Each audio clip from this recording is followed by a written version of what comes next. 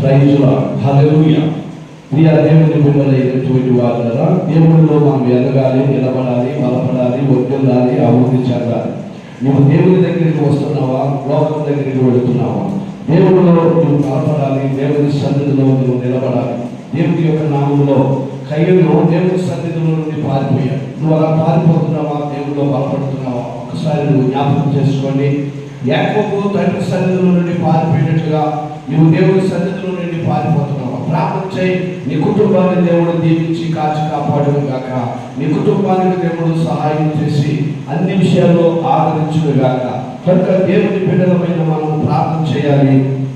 యోహాను చూడండి, నినివే పట్టణం వెళ్ళమంటే తర్షీషు పారిపోయినట్టుగా నువ్వు దేవుని సన్నిధిలో నుండి పారిపోతున్నావా? బలపడు, అభివృద్ధి చెందు, దీవెన పొందుకో, ఆశీర్వాదం పొందుకో. ఎవరివా పారిపోతున్నావా? పాపం పెట్టుబడుతున్నావా? జాగ్రత్త. యేసు నామములో అడుగుతున్నాం.